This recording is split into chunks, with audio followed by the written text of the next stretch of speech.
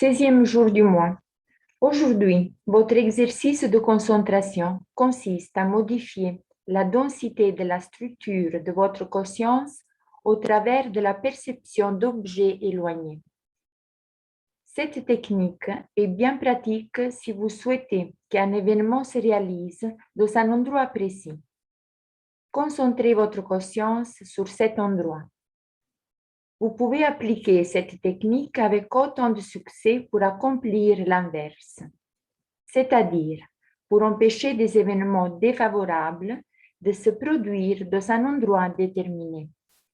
Pour ceci, vous devez dissoudre l'information négative en dispersant l'état de conscience qui est relié en ces lieux. La dispersion des informations négatives liées à un événement défavorable conduit à la dissolution de la situation ou de l'événement lui-même. La matérialisation d'un événement souhaité dans un endroit choisi peut être accomplie par l'intermédiaire de la concentration dans cet endroit grâce à des éléments éloignés de votre conscience. Lors de cet exercice de concentration, vous utilisez des éléments de votre conscience qui vous permettent de percevoir des objets se trouvant à distance. Si, en même temps, vous fixez dans votre conscience un événement que vous souhaitez réaliser dans un endroit précis, il aura lieu exactement à cet endroit. L'aspect essentiel de cette technique est le suivant. Plus les parties de votre conscience où vous mettez des informations seront éloignées, mieux elles seront traitées. Et par la suite, l'événement souhaité se réalisera en totalité et à l'endroit voulu. En ce qui concerne les forces destructrices, vous pouvez utiliser la méthode de la défocalisation. En défocalisant votre conscience, vous pouvez diminuer la densité de l'information négative jusqu'à qu'elle cesse d'être perçue, comme si elle n'avait jamais existé auparavant. Série de 7 chiffres pour cet exercice.